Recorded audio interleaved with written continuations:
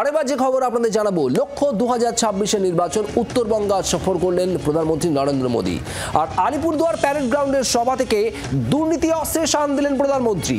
ব্যাকসিটে সিঁদুর, হাজার হাজার শিক্ষক পড়ুয়াদের ভবিষ্যৎ প্রশ্নের মুখে।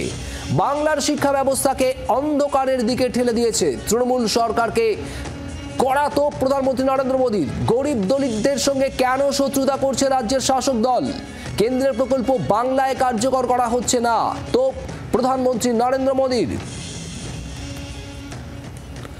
সরাসরি চলে যাব নিউজরুমে। সেখান থেকে রয়েছেন আমাদের প্রতিনিধি শ্রেয়সী গঙ্গোপাধ্যায়। শ্রেয়সী, আলিপুরদুয়ার প্যারেড গ্রাউন্ডে সভা করলেন প্রধানমন্ত্রী নরেন্দ্র মোদী, আর সেখানে ব্যাকসিটে অপারেশন সিঁদুর একেবারে বাংলার বিষয় নিয়েই সওয়াল করলেন।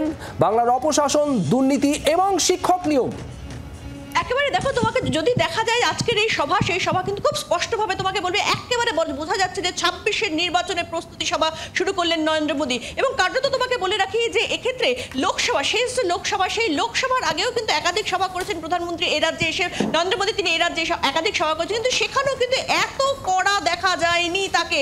আজকে যে কড়া ভাবে কার্যত তিনি কিন্তু এক্ষেত্রে পশ্চিমবঙ্গ সরকার এবং তৃণমূলের বিপক্ষে যে কথা বললেন, এবং তিনি একবার তিনি বলছেন সংকটে ঘেরা এই রাজ্য, আবার তিনি বলছেন এক্ষেত্রে এইভাবে কি সরকার চলে, এবং একাধিক ইস্যুর কথা তিনি টানছেন। যে ইস্যুর কথা টেনে তিনি স্পষ্টত বলছেন যে এক্ষেত্রে এই ইস্যুগুলো, এইখানে কল্যাণকর যে প্রজেক্টগুলো রয়েছে সেই প্রজেক্টগুলো সরকার কার্যকর করতে দিচ্ছে না, এবং তার ফলে এই সমস্যা হচ্ছে। এবং কার্যত তুমি যদি দেখো আজকে যেভাবে তিনি বক্তব্য রেখেছেন, সেই বক্তব্যে কিন্তু অনেক পরে তিনি সিঁদুর প্রসঙ্গে ঢুকেছেন, কিন্তু তার শুরু থেকেই কার্যত তিনি ছিলেন একেবারে আক্রমণাত্মক। এবং সেই জায়গা থেকে দাঁড়িয়ে কিন্তু কার্যত স্পষ্ট বোঝা যাচ্ছে যে এক্ষেত্রে বলাই যেতে পারে যে এক্ষেত্রে 26-এর যে নির্বাচন, সেই নির্বাচনের প্রস্তুতি কিন্তু শুরু করে দিলেন নরেন্দ্র মোদী আজকের এই সভামঞ্চ থেকে।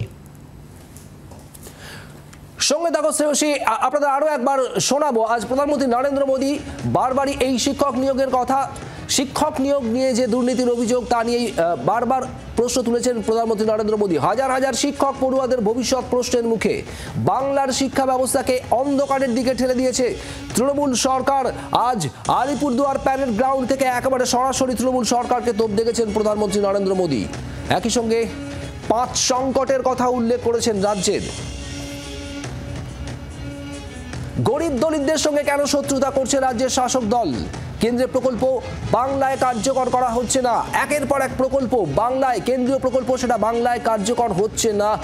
আজ সে কথা উল্লেখ করেছেন প্রধানমন্ত্রী নরেন্দ্র মোদী। আমাদের সঙ্গে এই মুহূর্তে রয়েছেন তৃণমূল নেতা, তৃণমূল মুখপাত্র কুণাল ঘোষ।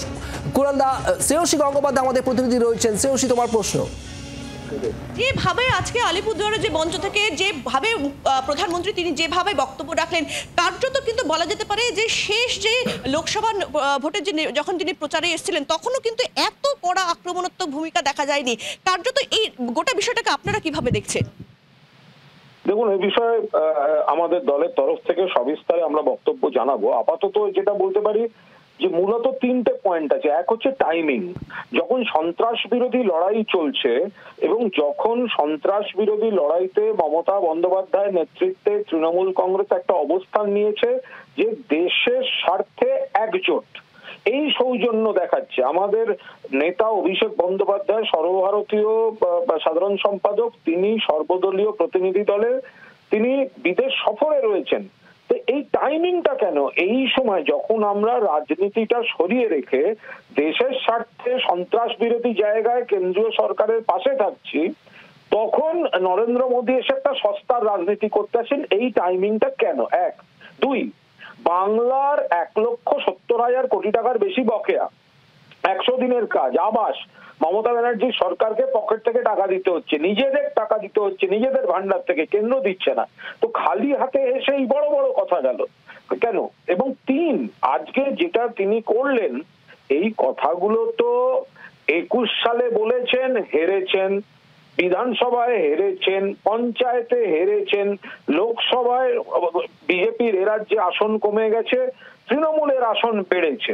অর্থাৎ ওনাদের এই ভিত্তিহীন কুৎসামূলক বস্তা পচা কথাগুলো বাংলার মানুষের কাছে প্রত্যাখ্যাত। উল্টো দিকে কেন্দ্রের নরেন্দ্র মোদী সরকারের যে অনিয়ম, দুর্নীতি, বেকারত্ব, মূল্য বৃদ্ধি, এই সমস্ত জিনিসে দেশের মানুষ, মধ্যবিত্ত, শ্রমজীবী, নিম্নবিত্ত, এদের নাজেহাল অবস্থা।